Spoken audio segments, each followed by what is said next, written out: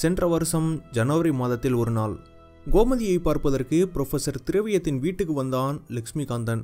அன்று அவன் அங்கு வந்ததற்கு மற்றொரு முக்கிய காரணமும் இருந்தது.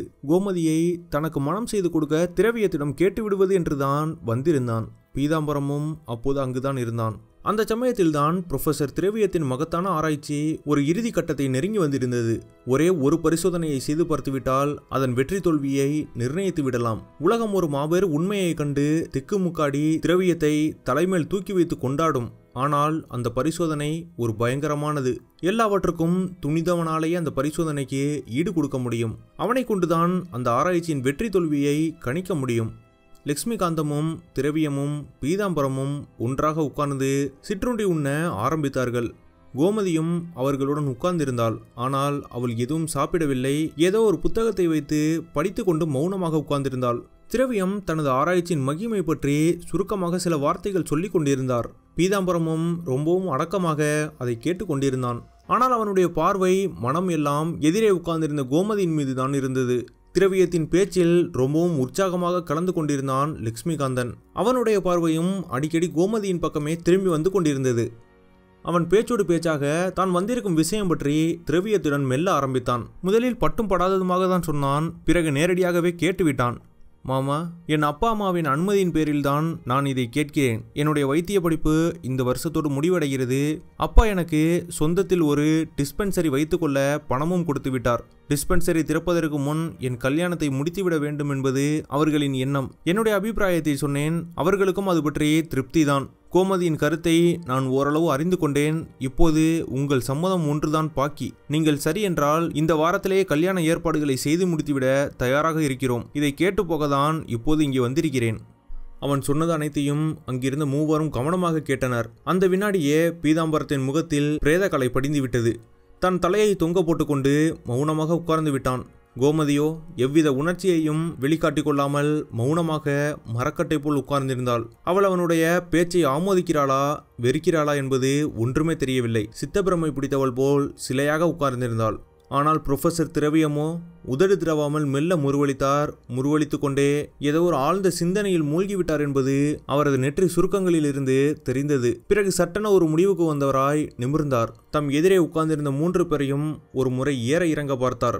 பிறகு தொண்டையை கனைத்து கொண்டு கம்பீரமான குரலில் சொன்னார். லக்ஷ்மிகாந்தம், உன் ஆசையையும் உனது பெற்றோர்களின் விருப்பத்தையும் அறிந்தேன். இது விஷயம் எனக்கு ஏற்கனவே தெரியும் என்றாலும் இன்று அதை திட்டவட்டமாக தெரிந்து கொண்டேன். மகிழ்ச்சி. நேற்று வரை நானும் உன்னுடைய முடிவில்தான் இருந்தேன். ஆனால் இன்று என் முடிவில் சற்றே மாற்றம் கண்டிருக்கிறது. ஆனால் அம்மாற்றம் உனக்கு பாதகமானதல்ல, எனினும் சிரமமானது என்றுதான் நினைக்கிறேன். என் மகள் கோமதியை உனக்கு மனம் செய்து வைக்க எனக்கு பூரண சம்மதமே. அதில் எனக்கு பெருமையும் ஆத்ம திருப்தியும் உண்டு. இது பற்றி கோமதி என்ன முடிவோடு இருக்கிறாளோ அது எனக்கு தெரியாது. ஆயினும் அவள் என் மகள். என் முடிவுக்கு மாறாக அவள் போக மாட்டாள். போகக்கூடாது என்பதுதான் தர்மம். எனவே நான் சொல்ல இருப்பதெல்லாம் இதுதான். நான் இப்போது ஒரு மாபெரும் முயற்சியில் ஈடுபட்டிருக்கிறேன். அந்த முயற்சி கைகூடி வெற்றி பெற்றால் விஞ்ஞான உலகில் அது ஒரு மகத்தான புரட்சி சாதனையாக இருக்கும். அதில் இமையளவு கூட சந்தேகமில்லை. உலகமே வியக்கும்படியான சாதனை அது. ஆகவே இதையெல்லாம் உத்தேசித்தே என் மகளின் கல்யாணத்தை பற்றி நான் நேற்று வரை கொண்டிருந்த முடிவை இப்போது மாற்றிக்கொள்ள வேண்டியவனானேன். நான் பெற்ற மகள் எனது ஆராய்ச்சியில் உலகம் அறிய என்னுடன் நிச்சயம் ஒத்துழைத்தே ஆக வேண்டும். அவளுக்கு கணவனாக வருகிறவனும் எனக்கு அதில் உதவி செய்ய முன்வர வேண்டும். அப்படிப்பட்டவனுக்கே நான் என் மகளை மணமுடித்து தர தீர்மானித்திருக்கிறேன். தன் காதலியை அடைய பழங்காலத்து வாலிபர்கள் எத்தனையோ சாகசங்களையும் தியாகங்களையும் கஷ்ட நஷ்டங்களையும் அடைந்திருக்கிறார்கள். அம்மாதிரி சிரமங்களையெல்லாம் இந்த காலத்து ஆண்கள் ஏற்றுக்கொள்வது கிடையாது. ஆனால் என்னுடைய மகளை மணக்க விரும்புவனுக்கு அந்த மாதிரி ஒரு சோதனையை தந்துதான் பிறகு அவனுக்கு என் மகளை தாரை வார்த்து தர முடிவு செய்திருக்கிறேன். அவன் செய்யும் அந்த தியாகத்தை கொண்டுதான் எனது மாபெரும் முயற்சியும் வெற்றியடைய முடியும். ஆகையால் அப்படி செய்பவனே என் மகளை மணக்கவும் தகுதியுடையவனாவான். தமது நீண்ட பேச்சை நிறுத்திவிட்டு ஏறிட்டு அனைவரையும் பார்த்தார் பேராசிரியர் திரவியம். ஏதோ ஒருவித மந்திர அதிர்ச்சியால் தாக்கப்பட்டவர்கள் போல அம்3 பேரும் அவரையே கண்ணிமைக்காமல் பார்த்து கொண்டிருந்தனர். கோமதியை மணக்க அவர் எந்தவித நிபந்தனையை வெளியிடப் போகிறாரோ என்ற திகிலுடன் நெஞ்சு படபடக்க உட்கார்ந்திருந்தார்கள். ஆகவே இதையெல்லாம் உத்தேசித்தே நான் ஒரு முடிவுக்கு வந்திருக்கிறேன். என்னுடைய முடிவு இதுதான். நான் எனது ஆராய்ச்சியின் இறுதி கட்டத்தை நெருங்கிவிட்டேன். ஒரு பொருளின் உருவத்தை ஒன்றுமில்லாததாக்கி அதை பிறரின் பார்வையிலிருந்து மறைப்பது என்பதுதான் என் புதிய கண்டுபிடிப்பாய் இருக்க போகிறது. இதன் ஆரம்ப படிகளை சோதனை செய்து செய்து அவற்றில் ஓரளவு வெற்றியடைந்து விட்டேன். இறுதிப்படியாக மனிதனின் உருவத்தை மறைய செய்து அவனை மனித பார்வையிலிருந்து அகற்றுவது ஒன்றைதான் இனி சோதனையிட வேண்டும். இந்த சோதனைக்கு உட்பட எனக்கு ஒரு மனிதன் வேண்டும்.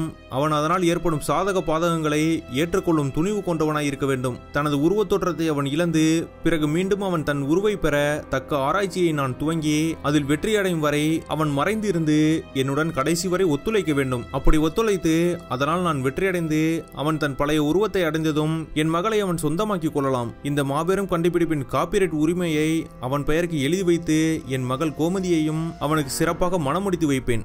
விஷயம் இவ்வளவுதான். லட்சுமிகாந்தம், இப்போது உன் முடிவு என்ன? பெயரையப்பட்டவன் போல் லட்சுமிகாந்தம் உட்கார்ந்திருந்தான். அவன் உடல் ஒருவித பீதியால் கிடுகிடுவென நடுங்கிக் கொண்டிருந்தது. பேசும் சக்தியை முற்றாக இழந்து விட்டான் போல் உட்கார்ந்திருந்த அவன் சட்டென எழுந்து நின்று, நல்லது மாமா, நாளை காலை வந்து என் முடிவை தெரிவிக்கிறேன் என்று சொல்லிக்கொண்டே வெளியே போய்விட்டான். இப்படியாக பழைய விவரங்களை மீண்டும் ஞாபகத்துக்கு கொண்டு வந்து அதில் உழன்ற அழுத்து போய் நீண்டதொரு பெருமூச்சு விட்டு தலை நிமிர்ந்தார் டாக்டர் காந்தன். இரவு மணி 2க்கு மேல் ஆகிவிட்டது. 3 பாக்கெட் சிகரெட்டுக்கு மேல் புகைத்து கருகி கிடந்தன. சோர்வுடன் எழுந்து படுக்கையில் போய் படுத்துக் கொண்டார். விடிந்ததும் படுக்கையை விட்டு எழுந்த டாக்டர் காந்தன் முதல் வேளையாக தன் சமையல்காரனை அனுப்பி காலை பத்திரிகையை வாங்கி வர சொன்னார். அதில் அன்று அந்த மந்திர மனிதனை பற்றி வெளியாகியிருந்த செய்திகளை ஒரு வரி விடாமல் படித்து முடித்தார். அதில் கூலிக்காரனான பாவடைராயனை பற்றியும் அவன் ஒரு நாள் முழுவதும் மந்திர மனிதனுடன் இருந்து என்னென்ன செய்தான் என்ற விவரங்களும் பிறகு அவனிடமிருந்து தப்பி வந்த செய்தியும் விரிவாக எழுதப்பட்டிருந்தது. ஆனால் அவன் தூக்கி கொண்டு சென்ற 3 புத்தகங்களை பற்றிய விவரம் எதுவும் அதில் எழுதப்படவில்லை. போலீசார் அந்த மந்திர மனிதனை கண்டுபிடித்து கைது செய்ய ஊரெல்லாம் வலை போட்டு தேடிக்கொண்டிருக்கிறார்கள் என்ற செய்தியும் வெளியாகியிருந்தது. இதை படித்த டாக்டர் தனக்குள்ளே மெல்ல சிரித்து கொண்டார். ஏனென்றால் அவர்கள் தேடும் அந்த மாய மனிதன் இப்போது அவர் வீட்டில் அல்லவா நிம்மதியாக தூங்கிக் கொண்டிருக்கிறான். இன்ஸ்பெக்டர் அருணகிரி டாக்டருக்கு ரொம்பவும் நெருங்கிய நண்பர். அவர்தான் அந்த மாய மனிதனை பிடிக்க ஊரெல்லாம் சுற்றி கொண்டிருக்கிறார். அருணகிரியிடம் அவனை பிடித்து கொடுத்து விட்டால் என்ன என்று தன்னைத்தானே கேட்டுக்கொண்டார் டாக்டர் காந்தன். சிந்தனை தீவிரமாகியது. நம்பிக்கை துரோகம் செய்வது மகா பாவம் அல்லவா? கூடாது. மேலும் அவனோ மாய மனிதனாய் இருக்கிறான். தான் நினைத்ததையெல்லாம் அவனால் இப்போது செய்ய முடியும். ஆனால் விட்டு வைப்பது தவறுதான். அவன் ஒரு கிரிமினல் குற்றவாளி, சமுதாய விரோதியும் கூட, இயற்கையை எதிர்த்து நிற்கும் மாபெரும் குற்றவாளி. இதையெல்லாம் விட அவன் என்னுடைய காதலுக்கு குறுக்கே நின்ற கிராதகன். அவனால் தான் என் அருமை காதலி கோமதியை அடைய முடியாமல் போய்விட்டது. அவன் எனக்கு செய்த தீங்கு மன்னிக்கக்கூடிய தீங்கா? அவனை இனி உலகில் விட்டு வைப்பதே பாவம். நிச்சயமாக அது பாவம்தான். டாக்டர் காந்தன் எழுந்து போய் ஒரு காகிதத்தில் ஏதோ பரபரவன எழுதி அதை ஒரு உரையிலிட்டு இன்ஸ்பெக்டர் அருணகிரியிடம் தன் சமையல்காரன் மூலம் அதை கொடுத்து அனுப்பினார். இந்த சமயத்தில் மாடி அறையில் ஜன்னல்கள் திறக்கப்படும் சப்தம் கேட்டது. அதைத் தொடர்ந்து நாற்காலிகளும் மேஜைகளும் இழுக்கப்படும் சத்தமும் சேர்ந்து வந்தது. மந்திர மனிதன் விழித்துக் கொண்டு விட்டான் என்பதை ஊகித்த டாக்டர் நேரே மாடி அறைக்கு விரைந்தார். பீதாம்பரம், உன்னை பற்றிதான் எல்லா பத்திரிகைகளிலும் செய்திகள் வந்திருக்கின்றன. பகடி வீரன் பட்டியல் நீ காலடி வைத்தது முதல் இன்று வரையில் உள்ள எல்லா செய்திகளையும் விதவிதமான தலைப்புகளில் எழுதியிருக்கிறார்கள். ஆனால் இவ்வளவுக்கும் காரணமான நீயோ இங்கு நிம்மதியாக எந்தவித பரபரப்புமின்றி உலாவிக் கொண்டிருக்கிறாய் என்று குலுங்கி குலுங்கி சிரித்தார் காந்தன். ஆமாம், எல்லாம் உன் கருணையால் தான். நீ மனம் மாறினால் நான் மீண்டும் வேதனைகளை அனுபவிக்க நேரிடும். அல்லது மனம் வைத்தால் பழைய நிம்மதியை அடைய முடியும். நண்பனே, என் மனதில் புதைந்து கிடக்கும் ரகசியங்களை எல்லாம் ஒன்றையும் விடாமல் உன்னிடம் சொல்ல விரும்புகிறேன். அப்படி சொல்வதன் மூலம் என்னையும் எனது எதிர்காலத்தையும் உன்னிடம் ஒப்படைக்க முடிவு செய்துவிட்டேன். இனி நீதான் எனக்கு எல்லா உதவிகளையும் செய்ய வேண்டும் என்றான் உணர்ச்சி நிரம்பிய குரலில். மந்திர மனிதன் டாக்டருக்கு எதிரே இருந்த ஒரு நாற்காலியில் வந்து உட்கார்ந்தான். டாக்டர் காந்தன் ஒரு ஜன்னல் ஓரம் உட்கார்ந்திருந்தார். அங்கிருந்து பார்த்தால் கீழே தெருவின் கடைக்கோடி வரை நன்றாக தெரியும். அந்த பெரிய விசாலமான தெருவில் யார் வந்தாலும் அந்த மாடியறை ஜன்னல் மூலமே நன்றாக பார்க்கலாம். சரி, நீ ஏதோ சொல்ல வேண்டும் என்று விரும்புகிறாயே, அதை சொல்லலாம். எனக்கு இப்போது வேறு வேலை இல்லை, நிம்மதியாக கேட்கிறேன். அவரது பார்வை மட்டும் அவ்வப்போது ஜன்னல் வழியே ஊடுருவி திரும்பிக் கொண்டிருந்தது. லட்சுமிகாந்தம், என்னை பற்றிய விருத்தாந்தங்களை நீ ஓரளவேனும் அறிந்திருப்பாய். என் குடும்ப நிலைமைகளும் நீ அறிந்ததே. விஞ்ஞானத்திலும் ரசாயனத்திலும் பௌதிகத்திலும் எனக்கிருந்த வெறி ஆர்வம் பற்றியும் நீ அறிவாய். இந்த ஆர்வத்தை மேலும் வளர்த்து விட்டவர் உன் மாமா திரவியம்தான். அந்த மகா விஞ்ஞான பேரறிஞரை கொண்டு என் பௌதிக அறிவை மேலும் வளர்த்து கொண்டேன். என் அதிர்ஷ்டம் அவரது புதிய ஆராய்ச்சியில் பங்கு கொள்ளும்படியாக வாய்ப்பு கிடைத்தது. ரசாயன ஞானத்திலும் எனது ஆர்வத்தை தள்ளி வைத்துவிட்டு பௌதிக ஞானத்தை எடுத்துக்கொண்டு அதில் தீவிர கவனம் செலுத்த துவங்கினேன். அதில் ஒளியை பற்றிய துறைதான் எனக்கு மிகுந்த உற்சாகத்தை தந்தது. ஏனென்றால் புரொஃபசர் திரவியத்தின் மகத்தான புதியதொரு கண்டுபிடிப்புக்கு ஒளியறிவே மூலமாயிருந்தது. நாங்கள் இருவரும் ஒளித்துறையில் எங்கள் முழு கவனத்தையும் செலுத்தி ஆராய துவங்கினோம். 6 மாதங்கள் வரை இரவு பகலின்றி நாங்கள் ஆராய்ச்சியை தொடர்ந்து செய்து கொண்டிருந்தோம். கடைசியில் அந்த பேருண்மையின் ஒரு சிறிய பகுதி எங்களுக்கு புலப்பட்டு விட்டது. அந்த உண்மை என்ன என்று ஆவலாக கேட்டார் டாக்டர். உன்னால் முழுதும் விளங்கிக் கொள்ள முடியாது, அவசரப்படாமல் கேள். அடிப்படையில் இருந்து விளக்கி சொல்கிறேன். ஒரு பொருளானது எப்போது கண்ணுக்கு புலப்படுகிறது? ஒளி ஒரு பொருளின் மேல் படிந்து பிரதிபலிப்பதாலோ, அல்லது அந்த பொருளை ஒளி ஊடுருவி செல்வதாலோ, அல்லது அந்த பொருளின் ஒளியை வாங்கிக் கொள்வதாலோ அப்பொருளானது நம் கண்ணுக்கு புலப்படுகிறது. ஆமாம், இது சாதாரண பள்ளிக்கூட பையனுக்கு கூட தெரியும். உண்மைதான். இனி அடுத்த சொல்ல போவதும் கூட பாடப்புத்தகத்தில் இருப்பதுதான். அது என்ன? ஒரு வெண்மையான கண்ணாடி துண்டை எடுத்துக்கொள், அதை உடைத்து நன்றாக தூளாக்கிக்கொள். பிறகு ஒரு பாத்திரத்தில் சுத்தமான தண்ணீரை ஊற்றி அதிலே இந்த கண்ணாடி தூளை கொட்டு. தூள் நீரில் கரையாது. ஆனால் பாத்திரத்தில் நீருக்குள் இருக்கும் கண்ணாடி தூள் நம் கண்களுக்கு தெரியாது. ஏன் தெரியுமா? புறத்தில் உள்ள ஒளி தண்ணீர் வழியாக எந்த அளவில் ஊடுருவி செல்கிறதோ அதே அளவில்தான் அந்த நீரின் உள்ளிருக்கும் கண்ணாடி தூள் வழியாகவும் செல்கிறது. அதாவது தண்ணீரும் கண்ணாடி தூளும் சமநிலை அடைந்து விடுகின்றன. அதனால்தான் தண்ணீர் மட்டும் நமக்கு தெரிகிறது, கண்ணாடி தூள்கள் நமக்கு புலப்படாமல் மறைந்து விடுகின்றன. ஓஹோ, அதே கண்ணாடி தூளை தண்ணீரில் அல்லாமல் வெளியே வைத்து பார்க்கும்போது அதை கண்ணுக்கு புலப்படாமல் மறைத்து விடலாம். எப்படி? வாயுமண்டலத்தின் ஒளி சிதைவு அளவுக்கு கண்ணாடியின் ஒளி சிதைவு அளவையும் மாற்றிவிட வேண்டும். சரி, கண்ணாடியை கண்ணுக்கு தெரியாமல் மறைத்து விடலாம். ஆனால் மனிதன்? அவசரப்படாதே காந்தம். நீ டாக்டருக்கு படித்தவன், மனித உறுப்புகளை பற்றி நன்கு அறிந்திருப்பாய். எனவே இன்னும் சற்று விளக்கமாக கூறுகிறேன், கேள். ஒரு வெள்ளை காகிதத்தை எடுத்துக்கொள். காகிதத்தின் வழியாக ஒளி ஊடுருவி செல்வதில்லை. ஆகையால் அந்த காகிதத்தின் பின்னாலும் எந்த பொருளையும் நம்மால் பார்க்க முடியாது. எனவே காகிதத்தில் கொஞ்சம் எண்ணெயை பூசு, உடனே காகிதம் கண்ணாடி போல் ஆகிறது. அதனால் ஒளியானது அதனை ஊடுருவி செல்ல முடிகிறது. இப்படி காகிதம் மட்டுமல்ல, பருத்தி, பட்டு, மரம், ஏன் மனித உறுப்புகள் ஒவ்வொன்றையும் கண்ணாடி போல மாற்றிவிடலாம். உண்மை உண்மை என்று ஆமோதித்தார் டாக்டர் காந்தன். ஆமாம், இந்த உண்மையை கண்டுபிடிக்க எத்தனை இரவுகள், எவ்வளவு உழைப்பு! பேராசிரியர் திரவியம் தம் சக்தி முழுவதையும் பிரயோகித்தார். நானும் அவருடனேயே ஒன்றி கிடந்தேன். இந்த கண்டுபிடிப்பை செயலில் கொண்டு வந்திருந்தால் ஆகா, அது எவ்வளவு பெரிய சாதனை! ஏன், நீதான் இப்போது அந்த கண்டுபிடிப்பின் ஆதாரமாய் இருக்கிறாயே, இன்னும் என்ன? மறைக்கப்பட்ட மனித ஒரு மீண்டும் புலப்படுத்தக்கூடிய வழியை நாங்கள் கண்டுபிடித்திருக்க வேண்டும். அதற்குள் தான் விதி பயங்கர சோதனை செய்துவிட்டதே. மாய மனிதனின் குரல் ரொம்பவும் சோர்வடைந்து விட்டது. மாய மனிதன் நீண்டதொரு பெருமூச்சு விட்டுவிட்டு மீண்டும் பேச்சை தொடர்ந்தான். லக்ஷ்மிகாந்தா, நான் இந்த நிலைமையில் இருப்பதற்கு நீதான் மூல காரணம் என்றால் நீ கோபித்துக் கொள்ள மாட்டாய். ஏனென்றால் அதுதானே உண்மை. உன்னால்தான் என் இன்ப வாழ்வு கெட்டது. எனது காதலுக்கு நீ போட்டியாக முளைத்ததால் தான் நான் இந்த நிலைமையில் இருக்கும்படியாகிவிட்டது.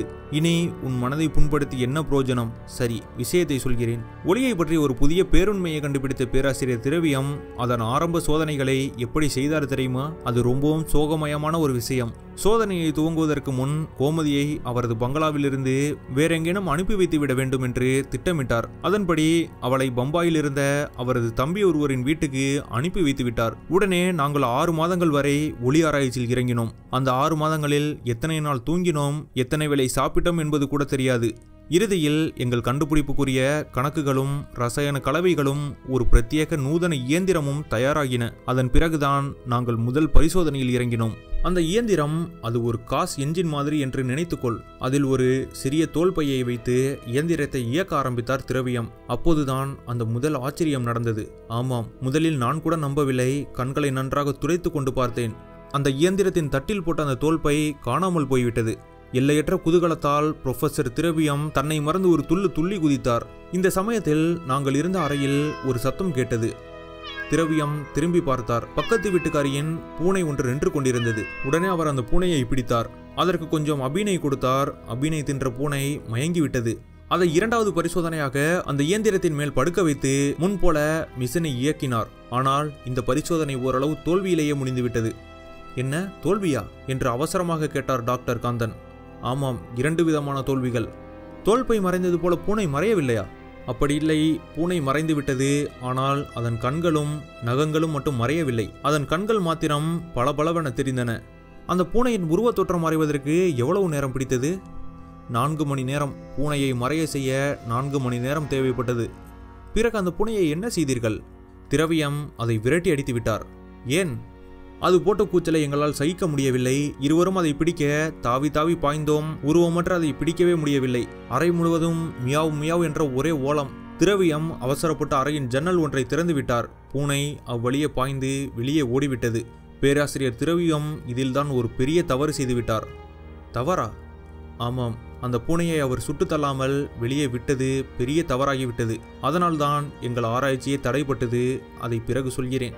சரி, வெளியே சென்ற பூனையின் கதை என்ன ஆயிற்று? ஒரு மாதம் வரை அதை பற்றிய தகவல் ஒன்றும் தெரியவில்லை. பக்கத்து வீட்டுக்காரி மறுநாளே வந்து அந்த பூனையை பற்றி என்னிடம் விசாரித்தாள். நாங்கள் எந்த பூனையையும் பார்க்கவே இல்லை என்று ஒரே அடியாக பெரியதொரு பொய்யை சொல்லிவிட்டோம். அப்புறம் நடந்த உங்கள் ஆராய்ச்சி? பூனையை பரிசோதித்த 3ஆம் நாள் பம்பாயிலிருந்து கோமதி தன் தந்தையை பார்க்க வந்தாள். அதற்கு மறுநாள் தான் கோமதியை கல்யாணம் செய்து கொடுக்கும்படியாக நீ கேட்டு வந்தாய். அப்போதுதான் பேராசிரியர் திரவியம் தன் கருத்தை உன்னிடம் தெரிவித்தார். அதாவது கோமதியை மணக்க விரும்புகிறவன் அவரது புதிய ஆராய்ச்சி பரிசோதனைக்கு உட்பட வேண்டும் என்பதாக. ஏனென்றால் அவர் அப்போது கடைசி சோதனையாக ஒரு மனிதனை பரிசோதிக்க முடிவு பண்ணியிருந்தார். அதிலும் அவர் வெற்றியடைந்தால் முக்கால்வாசி ஆராய்ச்சி முடிவடைந்துவிடும். பிறகு மறைக்கப்பட்ட மனிதனை மீண்டும் சுய உருவம் பெற செய்யும் ஆராய்ச்சியில் இறங்குவார். அது கைகூடிவிட்டால் அவரது மகத்தான கண்டுபிடிப்பு ஊர்ஜிதமாகிவிடும். பிறகு விஞ்ஞான உலகிலேயே அவருக்கு ஒரு தனி இடம் கிடைத்துவிடும். ஆனால் இந்த மனித பரிசோதனைக்கு யார் கிடைப்பார்கள்? துணிவுடன் முன்வந்து யார் அவருக்கு உதவுவார்கள்? உருவம் மறைந்த பின் அவர் அவனின் சுய உருவத்தை மீண்டும் கொண்டு வரும் ஆராய்ச்சியில் தோல்வியடைந்து விட்டால் அவனுடைய வாழ்க்கை என்னாவது? ஓடிப்போன பூனையின் கதிதானே. ஆகையால் எந்த மனிதனை தன் பரிசோதனைக்கு உட்படுத்துவது என்று புரியாமல் மனமுடைந்து போய்விட்டார். கடைசியில்தான் அவருக்கு அந்த யோசனை தோன்றியது. தன் அருமை மகளின் இன்ப வாழ்க்கையை தனது ஆராய்ச்சிக்கு பணயம் வைக்க துணிந்தார். எந்த விஞ்ஞானியும் இப்படிப்பட்ட எந்த ஒரு தியாகத்தையும் செய்துதானே ஆக வேண்டியிருக்கிறது. கோமதியை மணக்க விரும்புகிறவன் அவரது பரிசோதனைக்கு உட்பட வேண்டும் என்ற கருத்தை அவர் திட்டவட்டமாக தெரிவித்ததற்கு அதுதான் காரணம். அதை கேட்ட நீ மறுநாள் காலை வந்து உன் முடிவை தெரிவிப்பதாக சொல்லிவிட்டு போய்விட்டாய். ஆனால் மறுநாள் நீ வரவில்லை. அதற்கு அடுத்த நாளும் வரவில்லை. அந்த வாரம் பூராவும் வரவில்லை.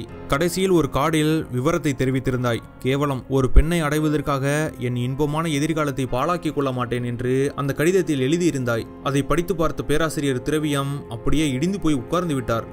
ஆனால் நானோ அக்கடிதத்தை கண்டு எல்லையற்ற மகிழ்ச்சி கொண்டேன். அவரது அந்த பயங்கர பரிசோதனைக்கு நீ ஒரு காலம் உடன்பட மாட்டாய் என்று நான் நினைத்தேன்.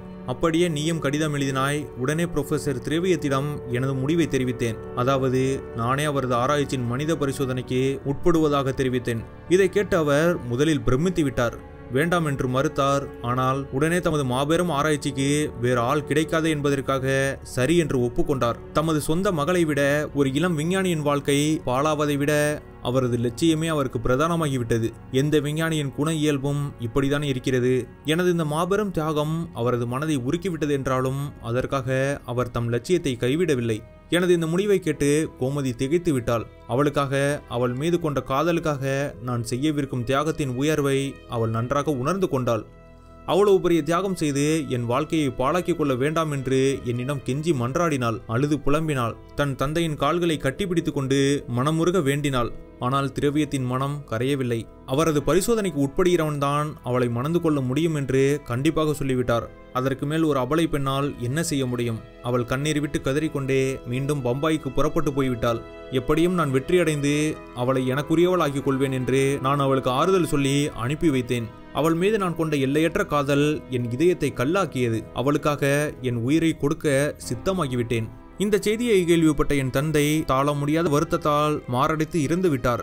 என் மீது தன் உயிரையே வைத்திருந்த அவர் நான் இப்படி ஒரு பயங்கரமான சோதனைக்கு உள்ளாகப் போகிறேன் என்று அறிந்ததுமே அதிர்ந்து உயிரை விட்டுவிட்டார். தந்தை இறந்ததை கேள்விப்பட்ட பின்பும் என் மன உறுதி தளரவில்லை. அது மேலும் வைரமாக இறுக்கியது. காதலின் பலம் மகத்தானது. அது இந்த உலகையே ஆட்டி அசைத்து எரிந்துவிடக்கூடியதாயிற்றே. என் தந்தையின் ஈம சடங்குகளை செய்யக்கூட நான் போகவில்லை. கடைசியாக அவரது பிணத்தை கூட நான் பார்க்கவில்லை. ஏனென்றால் அன்றுதான் புரொஃபசர் திரவியம் என்னை பரிசோதனைக்கு உட்படுத்த தயாராயிருந்தார். அச்சமயத்தில் நான் வெளியே போக முடியுமா? எல்லாவற்றையும் மறந்து பந்தபாச உறவுகளை கலைத்து சகல உணர்ச்சிகளையும் இழந்து நான் அந்த இயந்திரத்தின் தட்டில் ஏறி உட்கார்ந்தேன்.